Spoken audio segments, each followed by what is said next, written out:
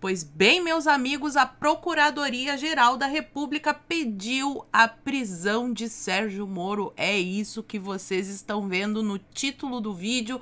Vou explicar os pormenores dessa treta e no vídeo de hoje nós teremos também Michele Bolsonaro recebendo aí a visitinha de alguém que queria lacrar no seu Instagram e tomou uma resposta que foi assim de detonar com a esquerda e o melhor de tudo, na maior classe. Temos também a viagem internacional de Lula que continua repercutindo. Saiu matéria no Washington Post. Parece que o Lula soltou a mão até dos índios.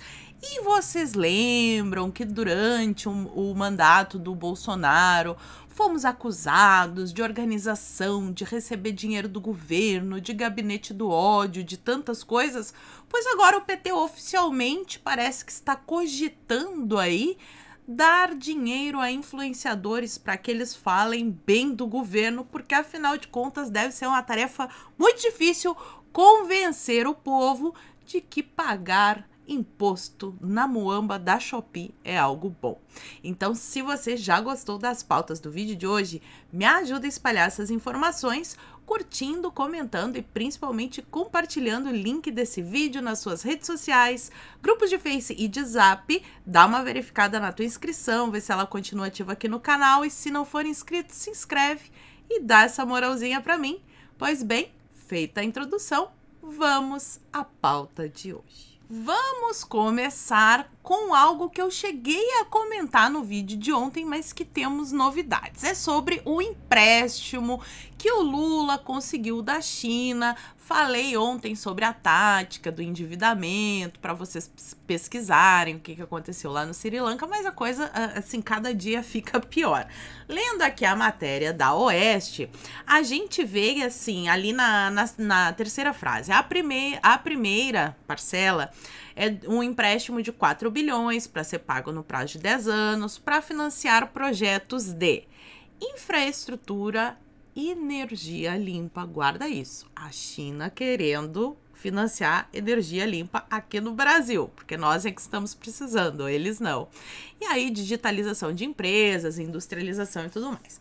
No discurso, o mercadante não deu detalhes sobre as condições e as taxas de juros das operações, que na verdade é o mais importante, porque o mercadante não vai pagar esse empréstimo com o dinheiro dele, ele vai pagar com o nosso dinheiro dos nossos impostos. Então seria interessante a gente saber quais são as condições, né? No entanto, a licitude da operação de crédito só terá validade depois que passar pelo crivo do Senado. Vamos ver se o Senado vai autorizar essa venda do povo brasileiro aos chineses. Mas já que se falou no assunto de energia limpa, né, ecologia, vamos só uma pincelada assim de como a China trata esses assuntos.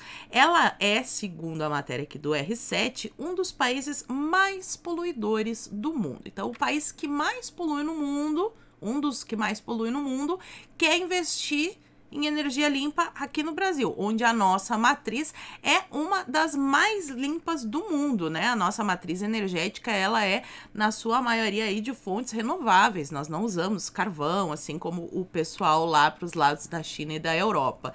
Inclusive, essa matéria aqui da revista Época, dizendo que a China polui mais que países desenvolvidos juntos, uma pesquisa de 2019.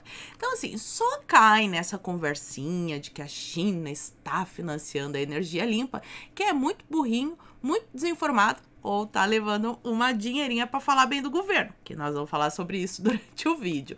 E aqui a gente tem uma jornalista do Washington Post falando que o Lula soltou a mão dos índios. Não sou eu que estou dizendo, Lula, é a jornalista do Washington Post, a Mari Anastasia. Ela tá dizendo que o Lula falou, né? Não importam as violações dos direitos humanos dos indígenas nicaragüenses, diz o Brasil.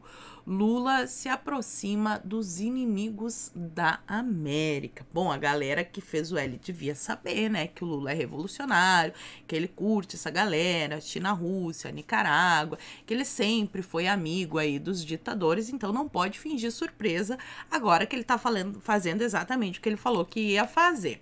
E saiu essa outra matéria aqui na Folha de São Paulo, porque ontem também esteve aqui no Brasil o chanceler russo. E a Folha diz o seguinte: no Brasil, chanceler russo defende a invasão da Ucrânia e ordem mundial justa. Sergei Lavrov, há quase 20 anos à frente da diplomacia russa, vai ao Itamaraty em viagem criticada por parceiros ocidentais. Essa treta entre os progressistas e os revolucionários trabalhistas é que eu quero ver como é que vai se resolver.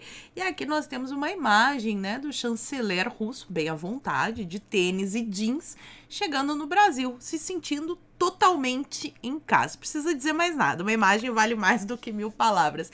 E para finalizar essa parte aí da galera que fez o L e agora tá fingindo surpresa, o Lula durante a campanha falou que esses movimentos MTST, MST teriam um protagonismo no seu governo. O Stedley, em viagem à China junto com Lula, falou em coletiva de imprensa tudo que vai ter mais invasões, que vai continuar, que essa é assim que o MST age. E aqui a notícia de ontem, ó, os integrantes do MST invadem, a Globo usa ocupam, né, mas propriedade privada a gente não ocupa, a gente invade, e eles invadiram a sede do INCRA em Belo Horizonte. De acordo com a coordenação estadual do MST em Minas Gerais, os manifestantes querem a retomada das ações da reforma agrária paralisadas no estado. Houve mobilização também em Recife e Natal. E aí fica aquela dúvida, né? Porque assim, eu condeno o que aconteceu no dia 8 de janeiro, que foi a invasão de prédios públicos que foram vandalizados. E aqui no caso do MST, ele está invadido também um prédio público e no mínimo que a gente quer é que a justiça seja igual para todos, né? Vamos ver se vai ter punição para a galera do MST também. Eu falei que era a última, mas ainda tem essa. Ah, tanta coisa ruim, né? O PT tá loteando de novo os fundos de pensão e olha só, colocou o sindicalista no comando do Postales. O pessoal dos Correios deve saber muito bem o que aconteceu no Postales, porque até hoje vem um desconto aí no contra-cheque para eles pagarem o rombo que os companheiros aí de administrações passadas deixaram nos fundos de pensão dos funcionários do Correio. Parece que talvez, quem sabe, supostamente eles estejam com a intenção de repetir a roubalheira na cara dura. Agora sim, passemos adiante. Michele Bolsonaro, saiu matéria na Folha que a Michele Bolsonaro ironizou Lula e Janja e defendeu uma CPI sobre imóveis do Alvorada. Assim, para ficar mais elucidativo, eu vou mostrar o que aconteceu, o vídeo do Instagram da Michele Bolsonaro que viralizou nas redes sociais. Onde estão os móveis do Palácio da Alvorada? Aguardando ansioso por sua resposta. Então, esses móveis estão ou no depósito 5 do Palácio da Alvorada ou no depósito da Presidência. Existe esse depósito com várias cadeiras, mesas, sofás, quadros, que você pode fazer esse rodízio. Quando a Marcela Temer me apresentou o Alvorada em 2018, ela me falou dessa possibilidade e da possibilidade de eu trazer os meus móveis da minha casa e poder utilizá-los no Alvorada. Eu fiquei 6 meses dormindo na cama do Alvorada, cama que outros presidentes usaram, com certeza. No segundo semestre de 2019, a minha mudança chegou, tá? Até a pedido da minha filha Laura, que queria que nós fizéssemos uma sala com os nossos móveis da nossa casa do Rio de Janeiro. Então, nós tiramos os móveis, esses móveis foram para o depósito, eu coloquei os móveis do meu quarto e os móveis da sala. Então, que fique bem claro que os móveis que saíram do quarto e da sala eram os móveis da minha casa no Rio de Janeiro, assim como mostro nos registros de natais, de momentos em família, e eu tenho como provar. Agora, gente, existe um setor chamado setor de patrimônio, que fiscaliza e que cuida de todos os móveis do Palácio da Alvorada. Não é dessa forma, não é assim como eles estão colocando. Os móveis estão lá. Só que, infelizmente, os que pregam a humildade, a simplicidade, não querem viver no simples.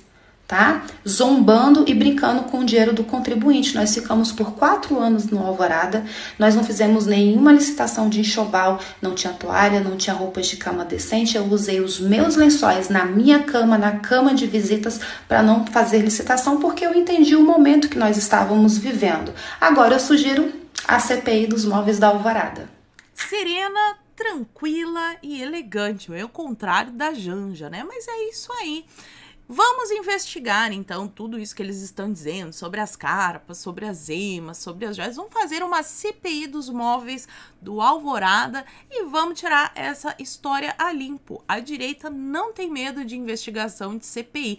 Já a esquerda está tentando de tudo para barrar investigações. Por que eles não querem, então, fazer uma CPI investigando esse caso, já que eles estão acusando, né? É pura cortina de fumaça, pura narrativa, para que a imprensa não tenha que noticiar o bando de porcaria que o Lula tá fazendo. Daí eles inventam essas coisas de móveis e joias e tralalá. E essa outra matéria aqui que deu o que falar, saiu primeiro no bastidor, depois repercutiu aí, eu vi Folha publicando a respeito do assunto, outros veículos, mas originalmente saiu aqui. Olha só a matéria. A vez dos influenciadores. Peguei só um trechinho. A ideia é que o governo coloque dinheiros dos nossos impostos nos perfis de influenciadores para que defendam pontos específicos. A cobrança de impostos de compras internacionais será um dos temas espinhosos a ser avaliado na volta de Lula ao Brasil.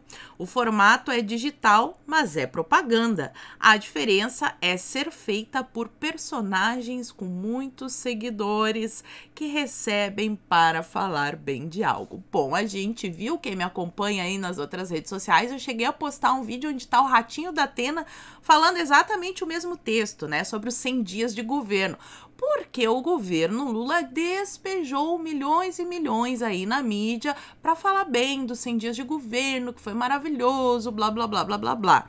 Só que essa história de taxar as brusinhas da Shein, as muambas da Shopee, tá pegando muito mal. Então, parece que eles querem pagar. Já passou o carro do briefing, falei sobre isso em outros vídeos, né? Aí veio o Felipe Neto, veio um monte de gente com a mesma narrativa. E agora eles querem fazer exatamente aquilo que acusavam a direita de fazer. Botaram a gente em inquéritos, meu canal continua bloqueado no Brasil, as minhas redes sociais também, porque talvez, supostamente, eu faria parte de uma organização, de um gabinete do ódio, que eu receberia dinheiro do governo. Nunca recebi. Quem mantém o meu trabalho são vocês aí que me assistem e que assinam o Clube Marisa. Nunca recebi dinheiro do governo, mas inclusive o inquérito continua lá e as minhas redes bloqueadas. Aí, quando eu vi isso, eu pensei, claro que a nossa bancada de deputados irá tomar uma atitude, né? Pedir esclarecimentos, mas quem eu vi fazer isso foi o Deltan. Que bom, gostei dessa atitude aí do Deltan. Ele postou o seguinte: quem são e como são pagos os influenciadores do governo Lula? A nova máquina de propaganda lulista agora se chama influenciadores de esquerda. Não são lulistas nem de extrema esquerda, nem o gabinete da mortadela. Influenciadores de esquerda. Mas quem são esses influenciadores e como eles são remunerados? Segue o fio para saber quais medidas eu tomei em relação a isso. É assim que a gente quer ver posts de deputado. Reclama e mostra o que está fazendo. Depois de falas desastrosas de Lula, como aquela que ele queria ferrar o Moro, ou crises como a taxação de empresas chinesas de importação, o governo tem mobilizado influenciadores para diminuir a repercussão negativa nas redes sociais. Mas isso é legal? A utilização de influenciadores pelo governo pressupõe algum vínculo com a administração pública e pagamento por serviços prestados. E se eles estão sendo pagos com dinheiro público, então a sociedade tem o direito de saber todos os detalhes dessas contratações. Por isso, encaminhei requerimento de informações à SECOM para que o governo esclareça a legalidade do uso de influenciadores para atuar como propagandistas e ou publicitários do governo. As perguntas que enviamos foram as seguintes, são boas, ó. Quem são os influenciadores? Como eles foram selecionados? Porque o Lula não pode selecionar alguém só porque essa pessoa é de esquerda, né? Tem a impessoalidade ali. Para o partido pode, mas para o governo não. Qual o critério de escolha utilizado? quais são as normas que autorizam essas contratações, como essas parcerias estão sendo divulgadas e como os influenciadores estão sendo remunerados pelo trabalho, qual é o papel dos influenciadores, como eles estão sendo acionados pelo governo. O governo está fornecendo conteúdo padronizado para eles difundirem nas redes sociais ou os influenciadores têm liberdade de escolha do material a ser disseminado? O material obedece ao princípio da legalidade, impessoalidade, moralidade do artigo 37. O material tem caráter educativo, informativo ou de orientação social, conforme prevê o artigo 37. Perguntas que nós queremos ver respondidas, né? E aí, já que o Deltan falou sobre a história daquele vídeo que ele queria ferrar com o Moro, saiu, casualmente, essa notícia aqui ontem. A PGR pede que Moro seja condenado à prisão por dizer que Gilmar Mendes vende habeas corpus. Na verdade, é um vídeo que viralizou na semana passada. O Moro tá de calça jeans, tênis, que nem o chanceler russo chegando no Brasil, né? Um traje bem assim, à vontade, em um parque com um café, e eu acho que alguém pergunta sobre o café, um copo na mão, né? Com algum líquido dentro. Ele fala, não, isso daqui é para comprar habeas corpus do Gilmar Mendes, o que claramente é um xiste, né? No momento de descontração e que agora no Brasil pode levar à prisão de um senador. Que coisa, né? Mas foi esse pessoal que começou perseguição, fazer relatório do gabinete do ódio. A gente avisou que ia chegar nesse estado, né? Então agora a gente fica mandando aí, ó, fazer o L. O Moro não fez o L durante a eleição, mas teve uma bela contribuição para narrativas contra o governo, quando no meio da pandemia ele acusou o Bolsonaro de interferência na Polícia Federal, e isso deixou a Lava Jato fragilizada, porque foi só depois disso, só depois que o Moro saiu do governo, que eles começaram a libertar os presos. Aí o Lula voltou e vocês já sabem toda a história. Para finalizar aqui, ontem o Lula fez esse post. De volta ao Brasil, amanhã teremos uma reunião com ministros e representantes dos 3 poderes para discutirmos a proteção do ambiente escolar, medidas tomadas até aqui e ouvir avaliações sobre ações para cuidarmos da nossa juventude e futuro do nosso Brasil. Boa semana a todos. Seguinte, pessoal, a história dos ataques a escolas está sendo utilizada como uma desculpa para aumentar a censura no Brasil. Inclusive, saiu um relatório aí de um grupo de trabalho durante os trabalhos da equipe de transição, ligando essas coisas terríveis que acontecem nas escolas à extrema-direita, só que no caso, a extrema-direita para eles vai desde MBL e Moro até o cara lá do bigodinho da Alemanha, todo mundo é extrema-direita. Então, eu estou trabalhando, estou coletando dados, fiz uma live exclusiva sobre esse relatório, só que, infelizmente, o YouTube censurou e eu coloquei ela disponível lá na minha plataforma, e é por isso que aqui no fim do vídeo eu peço mais uma vez a tua colaboração, por isso que é tão importante a ajuda de vocês. Então, quem quiser ter acesso a essa live, onde eu explico sobre esse documento que eles estão praticamente criminalizando os conservadores, dizendo que nós todos somos adoradores do bigodinho da Alemanha, tá lá na minha plataforma www.paulamarisa.com.br. Eu sempre deixo o link aqui na caixa de informações e no primeiro comentário fixado. A partir de R$ 9,90 por mês vocês já têm acesso aos conteúdos exclusivos, me ajudam a fazer o armazenamento de todos esses vídeos censurados e também os conteúdos que eu produzo exclusivamente para a plataforma. Certo, pessoal? Muito obrigada por terem assistido ao vídeo até o fim. Fiquem todos com Deus. Um beijo e até a próxima. Fui!